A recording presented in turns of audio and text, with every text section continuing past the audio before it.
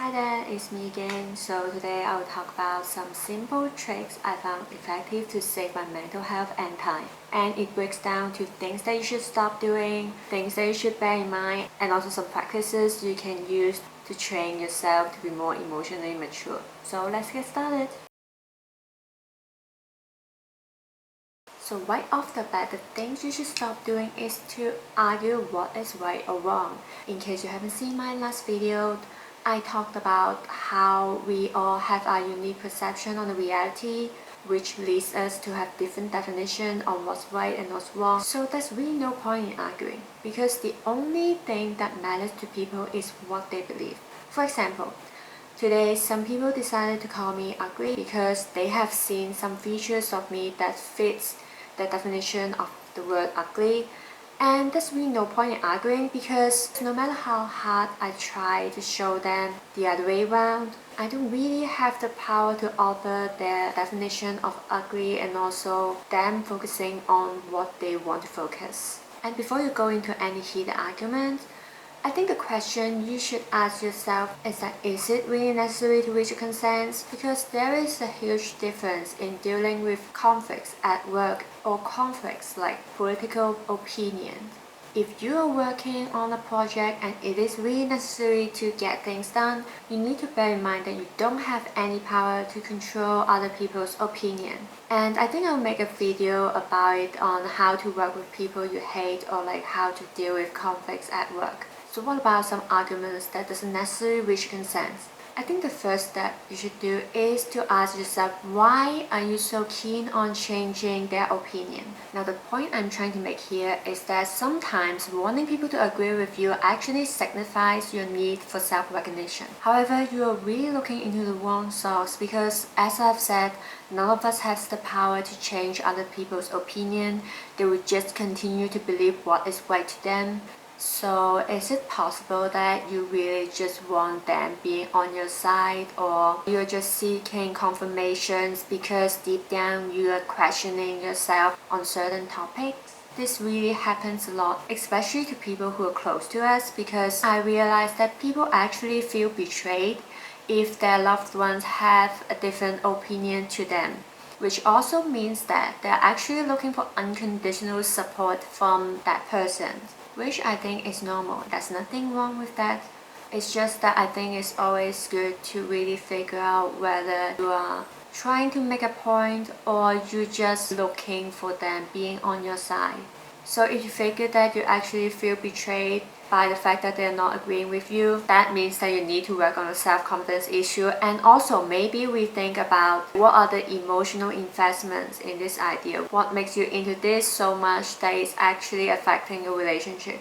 After reviewing that, and you still believe that you're right and there are no room for compromising, or like it would be a pain to compromise, I think it would be a good time to review your relationship in this person. So you can ask yourself, is this person worth keeping a relationship with? Are you too close enough to compromise your beliefs or values, or to tolerate these differences? And if for some reason you're stuck with them, for example they are your family, then the question for you would be, do you need to be that close? You know, not all family has the modern family vibe, and I think that's okay. With that being said, I think the most important is knowing that your urge in proving yourself right is actually your behavior telling you that you need a certain kind of self-recognition. On the other hand, it also helps you to see if they are just seeking your support, or they're just so into the idea that they are right.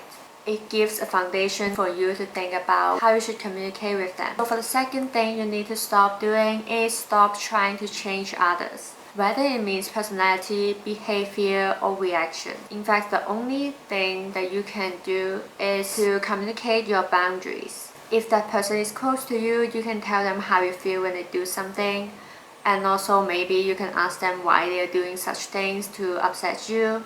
But at the end of the day, none of us has the power to change the other person. And that actually brings to the next point, which is stop mixing up the context. I usually generalize people's states in two modes. First is the emotional mode, and second is the reasoning mode. In emotional mode, People are actually just looking for a safe space to let their buried emotions out, while in reasoning mode, people will be trying to make a point in order to accomplish something or make a discussion, the actually desirable response that they are looking for. For example, for emotional mode, I think the desirable response would be listening, paraphrasing, and acknowledging. And by acknowledging, I mean feelings, not necessarily opinions.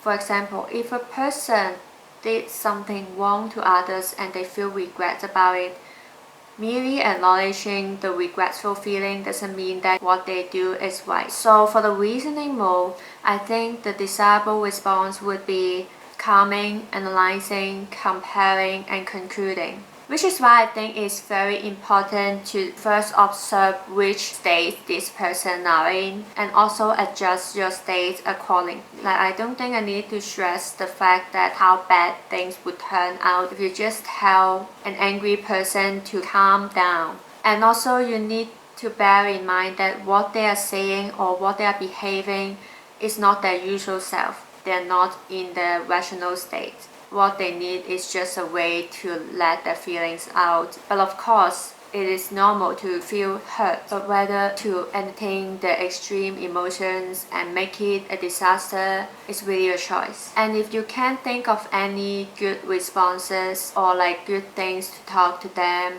just shut up and listen. Like, merely stop trying to get them in reasoning mode is actually doing them a huge favor. At some point when they've let their feelings out, they'll realize what they're doing. Moving on to the next point, which is a lifesaver to me, and that stop trying to sort out your romantic feelings. Now, I know that sounds strange and aromantic, but for the record, I'm not a romantic.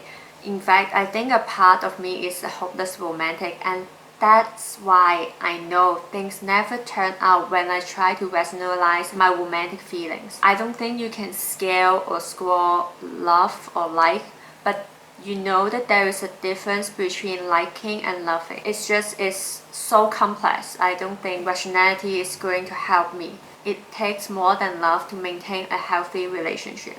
It takes good communication, patience, respect, time, and also a certain extent of consent of what you want in life. Not to mention the assertiveness to express your needs, but at the same time keeping the room for compromising. So in romantic situations, usually the things that only trying to figure out is, what do I want in this relationship? Like, do I want commitment, or am I just being too lonely so I need to flirt with someone? And there is no right or wrong for this, as long as you guys are on the same page. Which is why the next question would be, do they want the same in this relationship? If they want the same, then congratulations.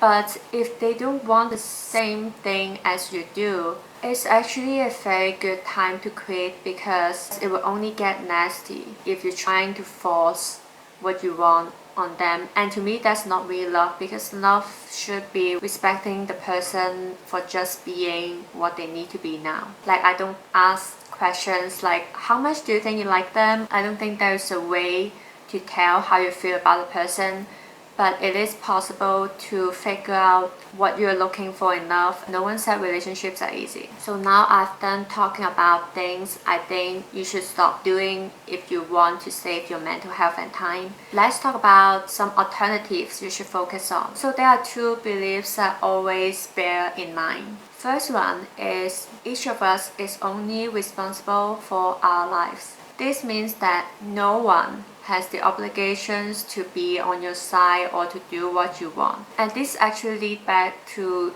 my previous video, because I talked about how people get upset when they see things that they believe is wrong. For example, it's very easy for us to take it for granted if people are being nice to us, because that is the way things should be. But to be honest, at the end of the day, no one really has the obligation to treat you well. Like, not even family or people who are extremely close to you. And I think it's really important to put down the expectation of people will always be good to us and the world is full of cotton candies, because this kind of thinking actually leads to many unnecessary worries the moment we are enjoying this things we should have, we start fearing of it getting away. Sometimes it's really important to remind yourself that at the end of the day, you don't need anyone. Of course, it would be nice if someone has your back, but you should be the most supporting person to yourself, because you are the only person who can achieve what you want in your own life. And that really leads to the next point, which is you need to learn to be responsible for your choices. Everything, everyone in your life is actually your choices. You either chose it to happen or you chose not to stop it from happening. I think all of us have a certain anxiety in making the wrong choices. Like some people may have it more severe. It's a universal thing when it comes to uncertainty. Which is why when I'm making choices, I always remind myself that if it was my first time in doing this, it's fine to make mistakes. But if I have encountered similar situations and I have the knowledge to analyze consequences, I will go back to step 1 to see why I make those choices, like what status am I into. And from time to time, by getting more familiar with myself under certain situations, actually help me to make better decisions and also help me to identify my desirable response to certain people or certain things. Constantly reminding myself of these actually makes me much more happier, because now I realize that people who have been nice to me are the blessings in life, and in return I also have the power to choose what I want to care for in my own life and what the people I choose to be on their side. It's the freedom I think everybody needs. Okay, so now I'll talk about some simple practice I use to maintain my mental health. First is to practice observing your current state. In fact, every moment your body, your feelings, your ideas, and your behavior is actually sending you many signals of what state you're currently in. In order to do that, you actually need a certain level of self-confidence, because you need to think that it's worth exploring yourself, and also you need to push your judgment away for a second. Which is why in the last video I talked about you should stop trying to control your emotions, but instead you should control what you can do to your emotions. It is really important to remind yourself that you do not necessarily perform the actions you're drawn to. There is always a space between stimulus and the response. And I think the gist of being emotional intelligence is to cultivate your ability in choosing what you want to be, even under extreme situations. So secondly, in order to be more emotionally mature, I think you can slowly learn to adjust to the context. As I've said about like emotional mode and reasoning mode, I think after knowing this, you can start trying to adjust your mode accordingly. When you need to be socially acceptable, maybe you need to put down emotion for a second and be in the reasoning mode, but just make sure when you have got into a safe space, you need to release your emotions on a regular basis, because you don't want it affecting the time when you need to be rational. And the third thing I think everyone should definitely do is to think about your boundaries and how to communicate them assertively in your relationships. I think I will make more videos about it, and that's actually what this video is trying to do. Like, it is trying to take away your focus on things that you can control while putting your energy and effort in things that you can take action. And with that being said, let me know what you think in the comment sections, and if you have watched till this end, please leave a blank emoji so I know that you got something out of it, and I will make more videos like this in the future. So see you next time.